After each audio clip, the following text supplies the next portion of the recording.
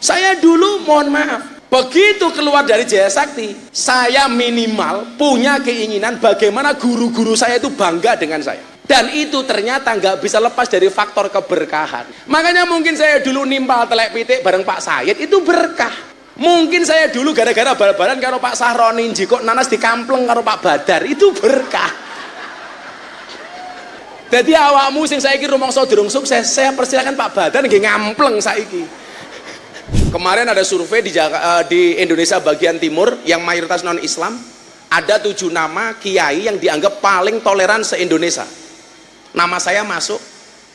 Ada nama Kiai Haji Abdurrahman Wahid almarhum, kemudian yang kedua almarhum Kiai Haji Zainuddin MZ, yang ketiga almarhum Kiai Haji Hasyim Muzadi, yang keempat Kiai Haji Buya Syafi'i Ma'arif, yang kelima Profesor Dr. Quraisy Shihab, yang kelima Profesor Dr. Said Agil Sirot, yang keenam Profesor Dr. Kiai Said Agil Sirot, yang ketujuh alumni Bustanul Ulum Miftah Maulana Habibur Rahman. Oh iya, tadi Pak Jumiran kemarin bilang, Gus, untuk bikin acara alumni belum punya duit, saya mau ngasih uang kas untuk IKBU. Saya kasih kas untuk IKBU 100 juta.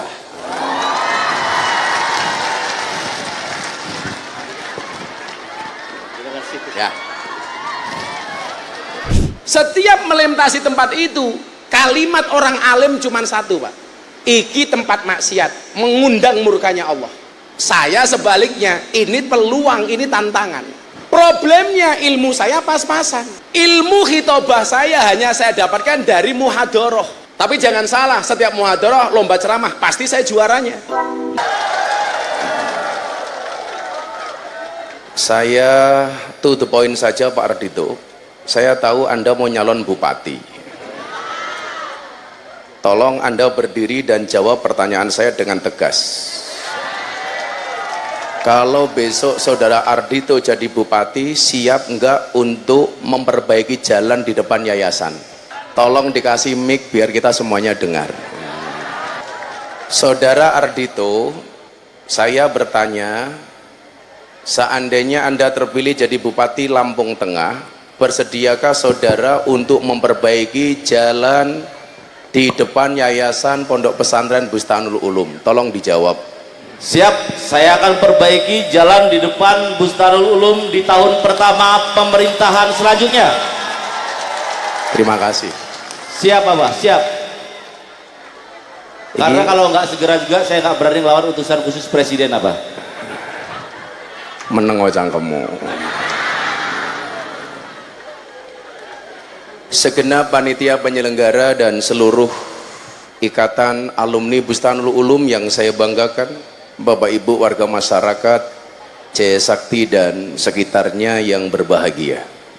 Alhamdulillahirabbil alamin, saya bisa sowan kembali silaturahim dengan alma mater yang sama-sama kita cintai. Ada sebuah makalah yang menyebutkan al-uyun tansa man ra'at walakinnal qulub la tansa man ahabbat. Mata bisa lupa pada setiap apa yang ia lihat, tetapi hati tidak akan pernah lupa dengan siapa yang dicintai. Tentunya saya bisa sowan karena cinta. Kalau mikir perjalanan saya Pak Bu, mungkin saya tidak sanggup. Sudah 10 hari saya nggak pulang. Hari Kamis minggu kemarin saya berangkat dari Grobogan, lanjut Madiun, Magetan, Sidoarjo, Surabaya, Pasuruan. Kemudian saya berangkat ke Banjarmasin, pulang ke Jakarta, lanjut ke Pulau Bali 2 hari acara sama Pak Kapolri, lanjut Jakarta, Lampung, besok saya ke Merauke. Tapi dari semua perjalanan itu yang paling membuat saya susah adalah Lampung. Konsisten dengan jalan bosoknya. Maka kesemuanya itu ternyata ketika saya mulai berputus asa, 2 minggu yang lalu saya baru pulang dari Turki. Saya umroh. Semua yang belum pernah berangkat umroh saya doakan mudah-mudahan segera dipanggil oleh Allah untuk ziarah ke Mekah dan Madinah. saat di raudhah, hasibu qabla ang tuhasabu. Ternyata saya menyadari aktivitas sebaik apapun itu ada titik jenuhnya, ada titik bosennya. Saat saya sujud di raudhah, ma baina baiti wa mimbari raudhatun min riyadil jannah, saat itu saya melantunkan satu doa, alhamdulillahi rabbil alamin ala ni'matil islam wa kafa biha min nikmah. Duh Gusti matur nuwun, panjenengan dadosaken kaula tiang Islam, wa kafa biha min nikmah, dan cukuplah ini nikmat terbaik bagi saya. Saya duduk, kemudian saya kontemplasi, mikir, saya mau apa lagi? Saat kemudian problem itu datang, Pak Prabowo bilang sama saya, Gus, mau nggak membantu saya? Dalam bentuk apa, Pak? Saya pengen kalau bisa Gus Miftah jadi Menteri Agama. Saya bilang, Pak, saya nggak tertarik jadi menteri. Kenapa, Gus? Repot, Pak. Satu, harus potong rambut.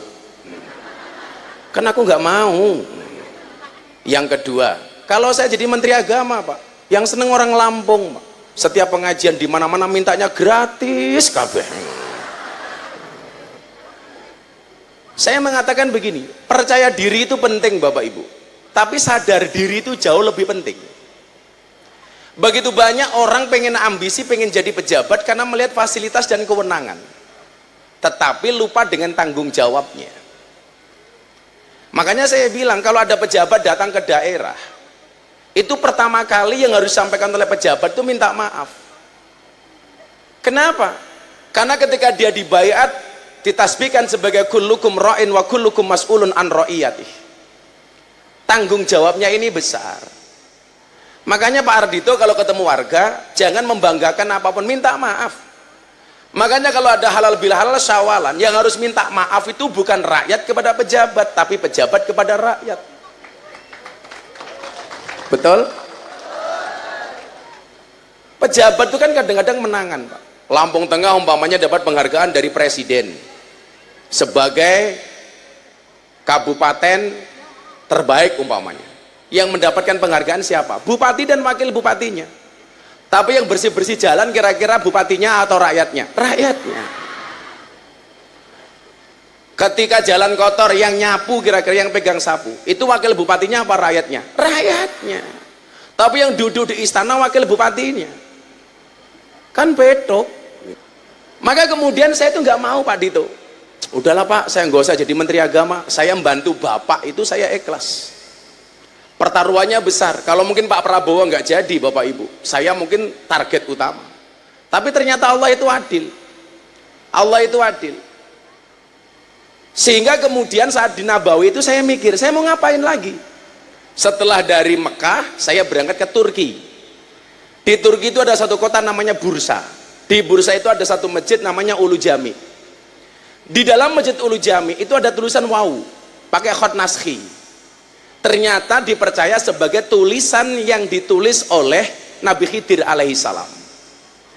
Di depannya ada tempat sujud yang merupakan tempat di mana Nabi Khidir pernah sholat. Saya ambil air wudhu, saya sholat di depan tulisan huruf wawu, makom di mana Nabi Khidir sholat. Begitu selesai sholat saya nangis, Pak. Ada satu rahasia begini, a'maru ummati, kata Nabi, ma baina sitin was sab'in. Umur umatku itu hanya antara 60 sampai 70 tahun. Pertanyaannya adalah, kenapa usia kita tidak dibuat sepanjang mungkin? Hanya durasi 60 sampai 70 tahun. Ternyata jawabannya ini. Orang dengan usia 60-70 tahun, begitu banyak problem yang dihadapinya. Bagaimana dengan Nabi Khidir yang ditakdir oleh Allah nggak bisa mati? Artinya apa? Dia langgeng sampai akhir zaman. Berapa banyak problem yang dihadapi oleh Nabi Khidir. Ketika saya berpikir itu, kembali saya bangkit. Lah iya, usia saya baru 43 tahun saja, dengan problem hari ini yang saya hadapi, seolah-olah saya mau menyerah. Bagaimana dengan problemnya Nabi Khidir? Saat itulah kemudian saya bangkit. Saya nggak boleh menyerah.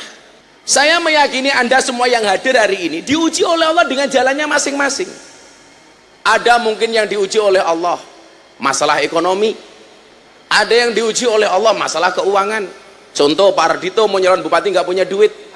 Setiap ketemu saya sambat. Jadi lama-lama kiai itu dianggap seperti dong salam, seperti Laos. Jadi kalau masak sayur digolekin dhisik dhewe, sayure mateng diguak dhisik dhewe. Larepe nyalon sowan kiai begitu dadi lali karo kiai. Titen nonoh wetok. Maka kemudian Bapak Ibu yang saya muliakan, saya kemudian teringat bagaimana dulu kisah perjuangan yang harus saya bangun. Berangkat dari Bustanul Ulum, saya alumni tahun 99, di bawah didikan Pak Badar, Pak Udi, almarhum Pak Yono, kagem Pak Yono. Al-Fatihah.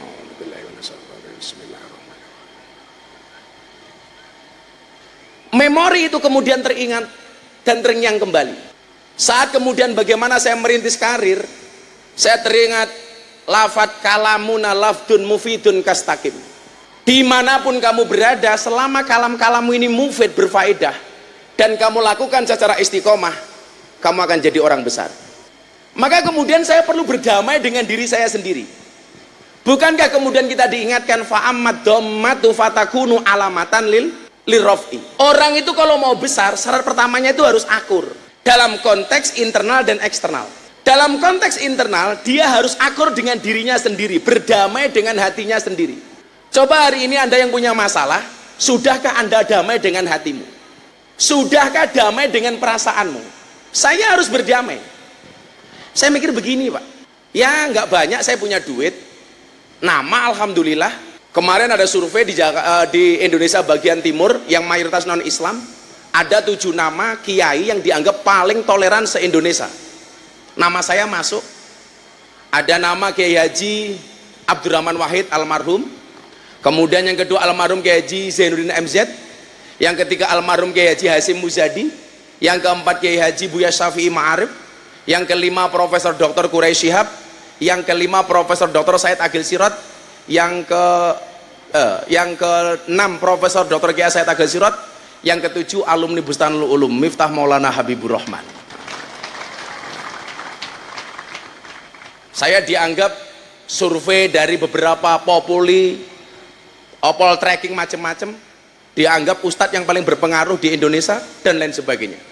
Maka kemudian saya bilang begini, saya harus akur dengan hati saya sendiri, mendamaikan hati sendiri. Jadi kalau kita yang hadir dengan segala problemnya, mohon maaf, pengen kemudian dilancarkan oleh Allah, berdamailah dengan hatimu. Karena nyuwun saya Bapak Ibu, kita itu kalau ngomong mutmainnah, seolah-olah mutmainnah itu ketika kita mati. Karena kita terprovokasi dengan ayat faya ayyatuhan nafsul mutmainnah irji'i ila rabbiki radiyatam mardiyah. Ternyata mutmainnah itu tidak harus nunggu mati. Urip ya butuh mutmainnah. Kalau rezekimu pengen lancar, hatimu ya kudu mutmainnah. Prosesmu pengen lancar, kudu mutmainnah. Contoh begini, gelas.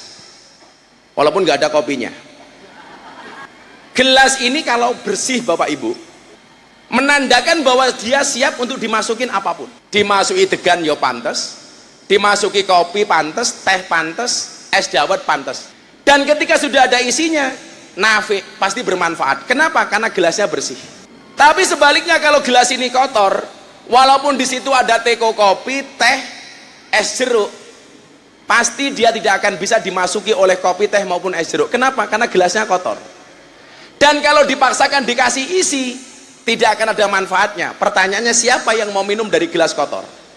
Maka kemudian disitulah dibutuhkan mutmainnah. Mutmainnah itu artinya bersih, resik. Kok ibu nyuwun sewu, jenengan punya penyakit hasut sedikit saja, itu berarti wa ammal kasratu fatakunu alamatan lil khofti. Orang itu kalau nggak bisa akur itu tanda-tanda perpecahan. Satu sisi dalam keluarga, kalau suami istri mulai bertengkar, itu berarti apa? Wa amal kasroh. Kalau fa'amad dommat itu ngepel Pak, karena domah itu bersatu. Kasroh itu sebaliknya. Jadi Bapak-bapak yang saya muliakan, fa'amad dommatu fatakunu alamatan lirrofi. Kalau kita pengen rofa, pengen tinggi, harus domah dalam konteks apapun. Dalam konteks pribadi harus domah dengan hatinya sendiri. Dalam konteks suami istri ya suami istri, dengan porsinya masing-masing lah. Saya itu kebetulan kalau ada artis atau anak pejabat yang nikah, itu rata-rata yang khutbah nikah saya. Dari dulu zamannya pernikahannya Atta Halilintar, Anang Ashanty, Deddy Corbuzier, Sabrina, Via Valen, hampir semua yang menikahkan saya. Karena rata-rata artis itu banyak konsultasi dengan saya, termasuk terakhir kemarin Nikita Mirzani. Oh, kamu jangan salah, Nikita Mirzani itu adik kelasnya Pak Badar. Dia di Gontor Putri, tapi sampai kelas 3 sanawiyah, drop out, dia keluar. Kalau seandainya dia selesai, mungkin jadinya kayak Mama Dedeh gitu loh. Tapi Islam di Indonesia itu asik Pak Dito. Asiknya di mana? Orang Indonesia itu banyak yang berpakaian seksi, terbuka auratnya tapi sholat. Sementara orang Timur Tengah itu banyak yang pakaiannya tertutup tapi tidak sholat. Nikita Mirzani itu kayak gitu sholat Pak. Yo sholawatan, yo tahlilan, yo ngaji, yo gede Pak. Pahalane goblok. Saya bilang sama kamu, mbok kamu jilbaban lagi nduk. Gitu bahaya. Ya udah, saya tak menyelesaikan syuting film saya besok janji bulan Juli insya Allah atas perintah Abah saya mau jilbaban lagi. Tapi saya nggak bisa jamin Bah seberapa lama, saya nggak urusan seberapa lama. Jarib walah takun arifah, kata Pak Badar di Mahfudot itu. Dicoba saja, nanti kamu akan tahu kok maknanya seperti apa. Ya sudah, kamu coba. Makanya dia janji sama saya besok bulan Juli mau berjilbab lagi. Persoalan besok dibuka lagi, ya kita bisa lihat yang gede lagi gitu-gitu lagi. Kalau dulu kan kita melihat guru yang paling galak itu Pak Badar. Lah Pak Badar itu seperti kopi, pahit sih tapi banyak yang mencintai. Lah ya mungkin saya itu bisa jadi seperti ini salah satunya karena galaknya Pak Badar gitu loh ya. Nah, saya ulangi, lakot tahajar tawasian. Disitulah kemudian Bapak Ibu perlu kita pahami bahwa persatuan itu menjadi penting. Domah, ayo rukun Bu, rukun. Pengen sugih, rukun. Bojomu kira sama onek-onek ke, insya Allah mati dewe. Saya punya teori baru. Kenapa perempuan itu nyuwun sewu? Ini yang guru fikih ngapunten. Ini hanya saya menduga-duga. Kenapa perempuan itu nggak dikasih hak menceraikan? Kenapa hak cerai itu pada laki-laki bukan pada perempuan? Si Mirzani jadi datang nggak? Nggak datang. Saya tadi ada tamu DPR mau nyalon gubernur, orangnya Pak Prabowo, si Mirzani. Mirzani tanpa Nikita. Kenapa perempuan itu nggak punya hak cerai?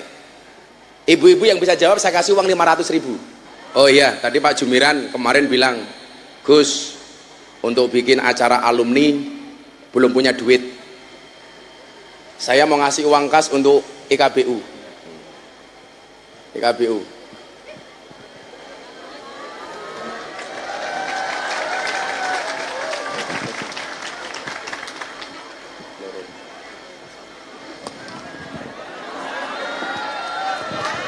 Saya kasih kas untuk IKBU 100 juta.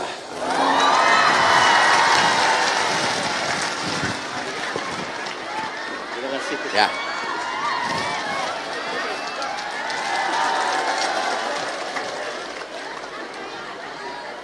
Kok di sana ada yang teriak, Gus aku rondo, sing takon sopo?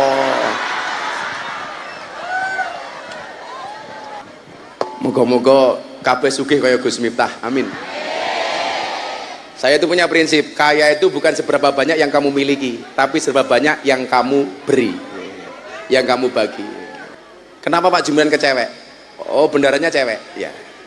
Kenapa setiap bendahara itu paling banyak cewek? Karena cewek itu hatinya seperti rekening bank, nggak mungkin berbunga kalau nggak ada saldonya. Lah, mulai santri-santri nggak nole. Cowok yang good looking kalah dengan cowok yang good rekening. Karena berangkat dari good rekening akan menjadikan wajah istrimu glowing. Dan di balik wajah istri yang glowing ada suami yang golong komeng. Santri BU kudu sugih. Moga-moga santri BU sugih kabeh. Amin. Saling ini. Sebelum tak lanjutkan tadi pertanyaan soal cerai. Santri saya tanya begini, Pak Rozi, Bah, kenapa di surga itu ada bidadari nggak ada bidadara?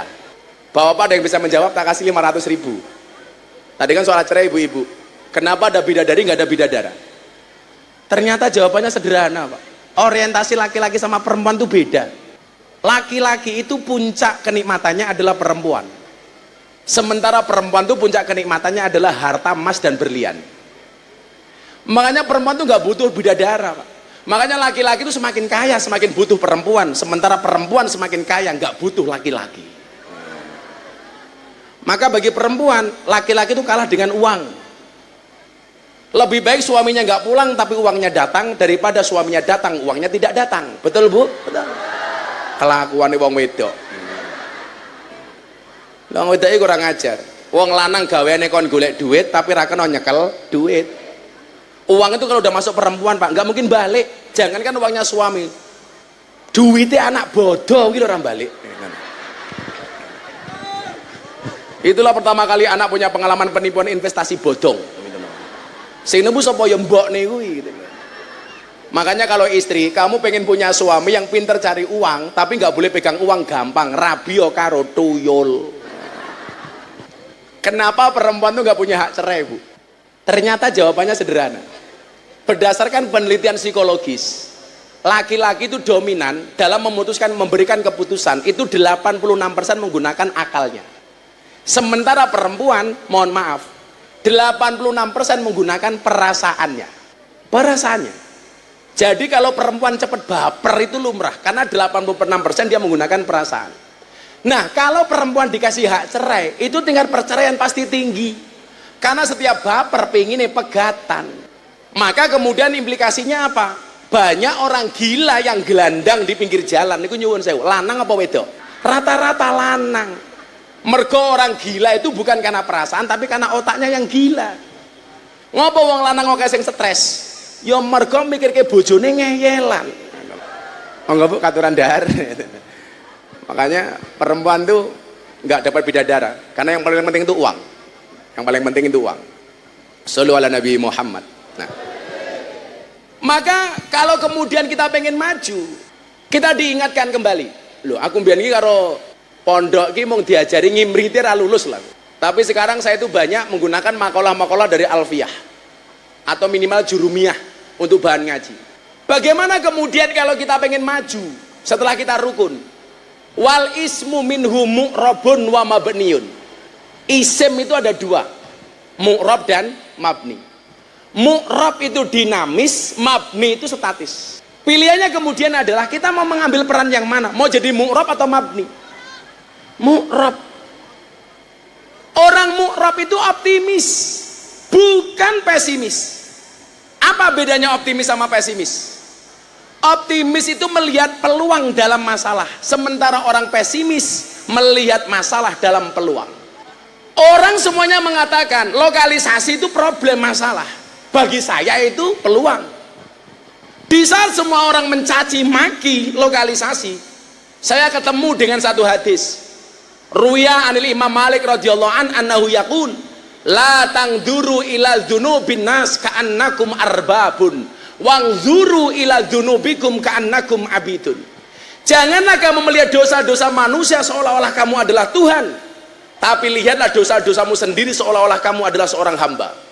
Lokalisasi bagi orang masalah, bagi saya peluang. Dulu saya satu masjid dengan Pak Ali. Begitu saya pisah dengan Pak Ali, saya pindah ke masjid sendiri. Pak Ali itu di Masjid Al Jihad, yang dulu awal mula di situ Pak Ahmad Suryani. Kemudian saya pindah ke selatan. Ada masjid namanya Baitur Rahman. Pangkat kita sama-sama James Bond, jaga masjid dan kebun. Yang sering saya sampaikan, delalah masjid yang saya tunggu itu masjidnya orang Muhammadiyah, Pak. Jadi saya itu akrab dengan Muhammadiyah gara-gara saya pernah tinggal di masjidnya Muhammadiyah 4,5 tahun. Alhamdulillah nggak ada masalah. Masalahnya hanya satu. Gara-gara saya manggon masjid Muhammadiyah, saya kurus. Berat badan saya hanya 40 kilo. Kenapa melu Muhammadiyah kurus? Soalnya Muhammadiyah belas rata wono selamatan. Serono mangan-mangan belas. Rapa udan. Ini kalau dulu saya punya kiai di Pangandaran itu, kalau hujan sunnahnya baca doa ini. Allahumma hawalaina wala alaina. Lah ini tempat mustajabah. Ibu-ibu yang bawa anak, mumpung hujan kayak gini, pegang dadanya, baca doa Nabi kepada Abdullah bin Abbas ketika dipegang dadanya oleh Nabi. Abdullah bin Abbas itu dipegang dadanya oleh Nabi, dinginnya sampai punggungnya Abdullah bin Abbas. Doa yang dibaca apa? Allahumma ushu jaufahu hukman wa ilman. Jadi ibu-ibu kalau anaknya pamit berangkat sekolah, ojo mau sangoni duit tok, sangoni dongone Kanjeng Nabi marang Abdullah bin Abbas. Pegang dadanya, kamu bacakan doa, Allahumma uhshu jaufahu hukman wa ilman. Allahumma uhshu jaufahu hukman wa ilman. Atau anaknya tidur, pegang dadanya, Allahumma ushu jaufahu hukman wa ilman. Kalau bojone cerewet beda lagi Pak, bojone turu solawati, Allahumma sholli ala sayyidina Muhammad wa ala ali sayyidina Muhammad, cekel cangkeme summum bukmun umyum fahum. Di summum masih cerewet, tambahi yasin dan tahlilnya. Alhamdulillah Jawa. Shallu ala Nabi Muhammad. Wal ismu minhu mu'rabun wa mabniun. Isim itu ada dua, mu'rab dan mabni.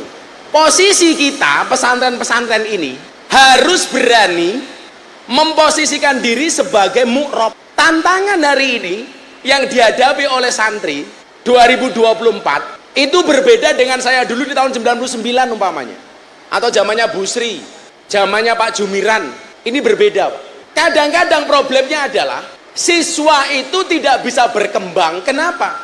Karena gurunya sendiri nggak berkembang. Makanya yang wajib belajar itu tidak hanya murid tapi juga guru.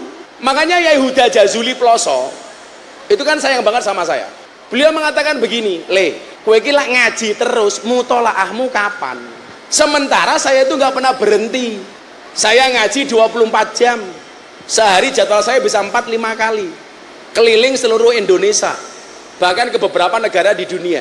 Padahal ketika kita menempatkan sebagai mu'rab, kita harus bisa menjadi trendsetter Pak, bukan follower. Makanya kenapa ngaji saya di klub malam menjadi heboh. Dari masjid yang tadi saya tempati, 10 kilo dari masjid itu ada tempat lokalisasi namanya Market Flower, pasar kembang. Isinya mbak-mbak PSK. Setiap melintasi tempat itu, kalimat orang alim cuma satu Pak, iki tempat maksiat, mengundang murkanya Allah. Saya sebaliknya, ini peluang, ini tantangan. Problemnya ilmu saya pas-pasan. Ilmu khitobah saya hanya saya dapatkan dari muhadoroh. Tapi jangan salah, setiap muhadoroh lomba ceramah pasti saya juaranya. Bustanul Ulum. Saya acara 10 November di Surabaya. Ada wartawan datang dari Australia. Gus, saya melihat Anda di YouTube. Ada satu pertanyaan untuk Anda. Apa Mas? Saya lihat dari semua tokoh di Indonesia, kenapa yang berani dan bahkan sering ngomong dancuk itu Gus Miftah? Jangan bersuudon saya ngomong dancuk itu misuh, nanti dulu. Saya bilang, saya itu ngomong dancuk dalam rangka mempertahankan kearifan lokal. Muhafadoh alal qadim, walaupun mungkin tidak soleh. Alasan saya apa? Sederhana. Kalau orang Indonesia tokohnya nggak ada yang berani ngomong dancuk, berpotensi dancuk itu diklaim sebagai milik Malaysia. Karena Malaysia itu apa-apa diklaim Pak. Reok Malaysia, wayang Malaysia, batik Malaysia, keris Malaysia. Lawake dhewe rawani ngomong dancuk, bisa jadi dancuk diklaim sebagai milik Malaysia. Kan ra lucu, masa Ipin Upin ngomong dancuk lah. Ora pantes Pak, dancuk lah, ora kepenak.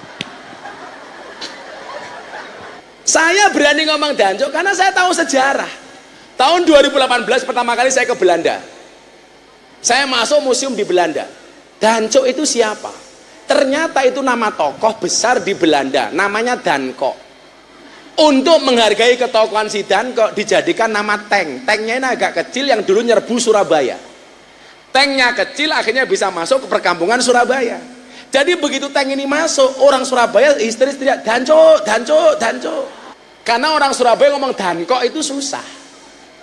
Jadi haulnya bawa Hasbullah Pak, yang bikin lagu ya lal waton, ya lal waton, ya lal waton, itu mohon maaf, setiap hal itu ngundang saya ngaji. Satu ketika yang ngaji saya, yang sambutan Pak Jokowi, waktu itu masih ada ketua umum PBNU yang lama Pak Said Agil Sirot, sama masayih kumpul, yang ceramah saya kan mata ini. Walaupun saya bilang seharusnya saya udah nggak perlu ceramah. Kenapa? Karena ada prinsip idza wujudul ma batalat tayamum. Kalau sudah ada air maka tayamum itu gagal. Ini sumur semua, saya datang kok tayamum itu nggak pas.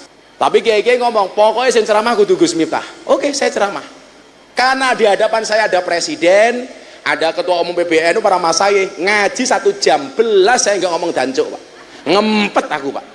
Selesai ngaji, kita lagi makan malam bersama para undangan yang lain. Pengasuh pondok pesantren Tambak Beras, Mbah Kiai Hasib Hasbullah, ini putunya Mbah Wahab datang. Gus, nggih Kiai wonten dawuh. Aku gelo karo awakmu. Wonten dawuh Kiai, aku gelo. Salah kula napa Kiai? Aku gelo. Lah napa Kiai? Lah kowe iki lho, takon ngaji sak jam mok belas ra ngomong dancuk iki kepiye lah. Nyesel aku langsung batin dancuk aku. Maka kemudian ketika kita mu'rab, santri harus menjadi trendsetter. Tak kandani. Ini era digital. Santri Bustanul Ulum tidak boleh tidak melek teknologi. Ini barusan tadi yang telepon saya Atta Halilintar. Saya tuh pengen Pak satu saat anak-anak di sini tak bawakan YouTuber terkenal dari Jakarta, Deddy Corbuzier atau Atta Halilintar atau Ria Ricis lah. Supaya anak-anak ini mohon maaf nih. Kalau dulu kamu keluar kuliah dari Staibu, itu harus membuat lamaran pekerjaan. Kamu sekarang nggak perlu membuat lamaran pekerjaan, kamu bisa sukses. Kalau ngomong soal itu ya, ini saksinya Mas Aris. Saya tahun kemarin itu menghajikan bapak ibu saya, mertua saya, istri sama saya, 6 orang. Awalnya bapak saya bilang begini, bapak kok kaji ini reguler jek suwe le yo. Lah dawuh Pak, lak mangkat haji tahun ini piye le? Saged Pak Furodah, larang le 500 juta. Saya bilang sama bapak saya, pun bapak ndonga mawon, insya Allah bidal. Bapak ibu saya dari Jabung saya daftarkan haji. Begitu daftar bapak karo mak kelingan aku duwe maratuwa. Iki lak maratuwaku ra tak hajek iki dadi masalah. Wis masalah iki. Urusan karo wong wedok angel pokoke iki kok. Untung bojoku siji, maratuwaku sak paket. Lah bojoku 4, lah modar aku no. 8 Pak gitu loh. Akhirnya berempat saya daftarkan, istri saya bilang, "Beb, oh kita romantis Pak." Saya jawab, "Iya saya." Bukan sayang sih, setonir rojim. Pripun? Bapak ibu kan pun sepuh, kalau mereka berangkat nggak ada yang nemenin kan repot. Mbok kita berangkat sekalian. Waduh, waktu itu biaya furoda yang saya ambil untuk paket VIP 700 juta. Artinya kalau kali 4 saja sudah berapa? Istri saya bilang, karena istri saya bilang, "Yaudah Bun, tak nyari uang dulu, kita berangkat." Istri daftar, saya bayar. Raffi Ahmad telepon saya, "Gus, berangkat haji nggak tahun ini?" Baru mau daftar bro. Sudah, Gus Miftah berangkat haji sama saya. Kebetulan Rans Entertain mau berangkat haji, saya, Raffi, Nagita, macam-macam. Mbok Gus Miftah yang bimbing. Oke. Akhirnya saya membayari haji 5 orang. Haji saya dibayari Raffi Ahmad. Begitu mau berangkat, Raffi nggak bisa berangkat. Kenapa? Karena visanya nggak keluar. Akhirnya saya berangkat, Raffi Ahmad nggak berangkat. Total saya makan uang 3 miliar untuk berangkat haji berenam. Nah, bagaimana kemudian saya tadi bilang kita nggak perlu cari pekerjaan. Kamu melek teknologi, keren nih. Begitu saya wukuf di Padang Arafah, salah satu tempat mustajabah, saya cuma bilang sama mama, "Mak, jenengan mbiyen duwe anak kaya kula iki dongane napa to, Mak?" Wong-wong niku udah takon. Dongane jenengan iki napa? Jenengan mbiyen kula ning Bustanul Ulum kirimane ya sakonone. Maka saya harus ngewangi Ayahudi ke kandang sama Pak Said, sama almarhum Afif waktu itu. Setiap sore, ya karena saya ngrumangsani nderek ayah ra iso mangan gini, ra iso ra kuat bayar mangan gini ayah. Akhirnya ke kandang nimpal telek pitik. Makanya kenapa saya sama Gus Nur waktu dibilang dasar Miftah Gus telek. Tapi saya bangga dibilang telek. Kenapa? Karena telek itu sakti Pak. Buktinya apa? Nggak ada orang yang berani nginjak-nginjak telek Pak. Ora ono le. Bahkan ono wong wani ngidak telek dingklang le. Aduh telek gitu. Lucu nona ibu-ibu ngerti telek malah diambu. Telek po yo goblok gitu. Saya tanya sama emak, "Os, mak ki wong desa lele. Dongane ya mung Fatihah karo selawat. Dadi lak awakmu ning Yogya ning Jaya Sakti ki mbiyen ben bar salat awakmu tak Fatihah iki.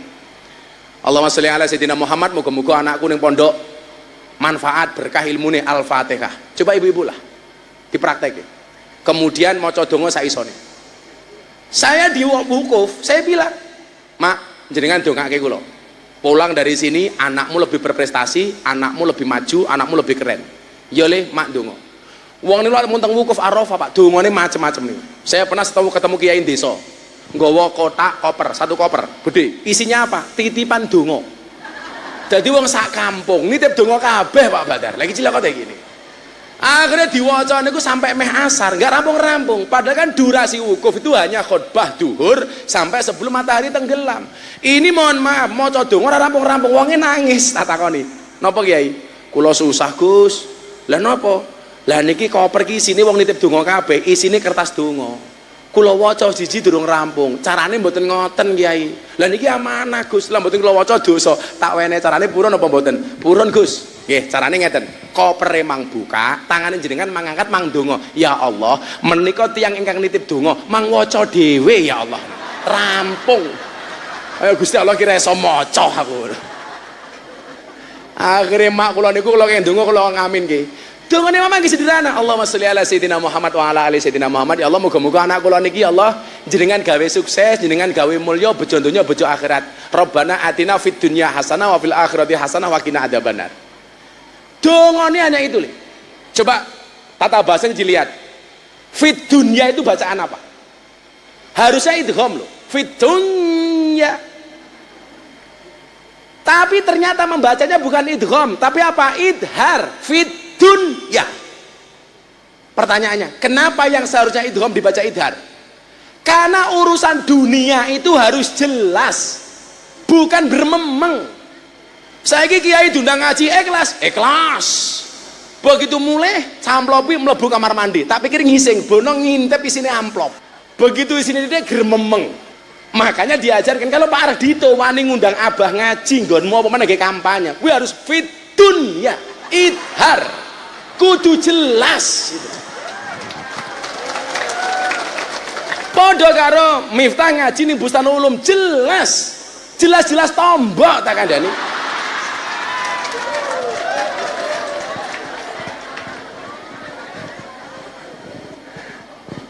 Ternyata apa yang terjadi Bu? Saya pulang sama bapak ibu transit di Oman. Karena waktu itu kita naik pesawat Oman, yang dapat bisnis di pesawat Oman. Sampai Oman. Seminggu setelah mak saya berdoa di Arafah, HP saya bunyi di WA, Gus, nerima endorse gak? Kan followernya Gus Miftah banyak. Alhamdulillah follower saya 2,4 juta di Instagram. Endorse apa Pak? Real food Gus, minuman untuk orang COVID. Ini kalau minum ini keren Gus, halal, sertifikasi MUI. Tugas saya apa? Gus Miftah cukup branding di IG-nya Gus Miftah 2 kali saja diposting bahwa Gus Miftah itu brand ambasadornya Real Food. Siap. Nggih Pak, insya Allah saya baru di Oman. Begitu selesai dia telepon, Gus Miftah mau. Nggih Gus, tolong saya dibantu jenengan sebagai brand ambasador produk saya selama setahun. Hanya berkewajiban posting 2 kali di Instagram. Gus Miftah saya bayar 3 miliar. Saya berangkat ke haji orang tua saya 3 miliar, belum sampai rumah sudah diganti oleh Allah. Mu'roble. Kesempatan kalian sama, melihat peluang dalam masalah. Masalahnya satu, bukan kok masalah mampu nggak mampu, pasti mampu. Persoalannya adalah mau atau tidak mau, itu saja. Makanya ketika saya berangkat ke Jogja saat itu, saya cuma bilang begini, saya punya prinsip hidup. Hidup di dunia itu tidak semudah membolak-balikkan tangan, tapi dengan tangan kita bisa membolak-balikkan dunia. Maka bermimpilah dalam hidup, jangan hidup dalam mimpi. Makanya kemudian orang yang roja, orang yang mu'rob itu punya roja. Mal farku bainar roja wal umniyah. Apa perbedaan antara harapan dan angan-angan? Dijawab oleh Ibnu Athaillah As-Sakandari, hikam. Dulu ayah Yahudi itu ngaji hikam, saya nggak diajak. Saya ngaji Pak Robingun, Pak Jumiran, Pak Jarwoko. Saya nggak diajak. Saya cuma dengar dari jauh. Ayah ngaji hikam, Ibnu Athaillah As-Sakandari. Saya nggak ngerti kenapa saya nggak diajak, dan sampai hari ini saya nggak berani bertanya. Apa aku ora diajak ngaji? Tapi hari ini Pak Rozi ngapunten, makalah-makalah hikam saya banyak hafal Pak. Berkah ilmu. Maka saya meyakini keberkahan itu ada. Mal farqu bainar roja wal umniyah. Ibnu Athaillah menjawab, ar-roja ma qoronahu amalun. Roja itu adalah ketika kamu punya keinginan, harapan, kamu wujudkan dengan ikhtiar dan perbuatan. Wa illa fahuwa umniyatun. Kalau kamu punya keinginan, punya cita-cita tapi nggak ada ikhtiar, itu namanya tamani, angen-angen. Saya dulu mohon maaf, begitu keluar dari Jaya Sakti, saya minimal punya keinginan bagaimana guru-guru saya itu bangga dengan saya. Dan itu ternyata nggak bisa lepas dari faktor keberkahan. Makanya mungkin saya dulu nimpal telek pitik bareng Pak Said, itu berkah. Mungkin saya dulu gara-gara bal-balan karo Pak Sahroni, jikok nanas dikampleng karo Pak Badar, itu berkah. Jadi awakmu sing saiki rumangsa durung sukses, saya persilakan Pak Badar nggih ngampleng saiki. Barokah itu nyata, Pak. Nah, barokah itu dalam kitab Munjid. Lambian kelas awake dhewe iki Munjid mung dipameri karo Pak Badar. Kita kan nggak tahu Munjid iki kaya ngopo. Ketika berbicara barokah, Munjid itu mengatakan apa? Barokah itu adalah ziyadah, ada nilai tambah. Nah, kita keluar dari Bustanul Ulum itu bisa dikatakan ilmumu berkah ketika mengandung 3 hal: ziyadatul mahabbah, ziyadatul sa'adah, ziyadatul khair. Ziyadatul mahabbah, tambah rasa tresnone. Tresno kepada siapa? Kepada guru, kepada alumni. Makanya kenapa kita sering mendengar istilah tidak ada mantan guru. Guru bisa menganggap kita mantan murid ketika murid itu tidak berbakti. Walaupun hari ini saya ngelus dada ketika eksistensi kitab Ta'limul Muta'allim itu banyak yang menggugat, karena kitab itu dianggap penjajahan guru kepada murid. Maka saya bilang mindsetnya adalah yang butuh ngaji taklim itu bukan guru tapi murid. Makanya taklim ki dalile murid kepada guru, bukan guru kepada murid. Kalau murid ke guru itu namanya takdim, kalau guru ke murid jadinya penjajahan. Lah kita tuh banyak, Pak, konco-konco yang mulai dakwah ya, kita itu banyak salah menempatkan dalil. Nah, kasih contoh yang paling sederhana. Contoh, al jannatu tahta aqdamil ummahat. Surga itu terletak di bawah kaki ibu. Pertanyaan saya, itu hadisnya anak apa hadisnya ibu? Coba yang Anda pahami, itu dalilnya anak apa dalilnya ibu? Rata-rata menjawab dalilnya anak. Saya meyakini dalil itu bisa dilihat dari 2 kacamata, dari 2 sisi. Bisa jadi dalilnya ibu, bisa jadi dalilnya anak. Kalau posisimu sebagai anak, mutlak surganya anak terletak di bawah kaki ibu.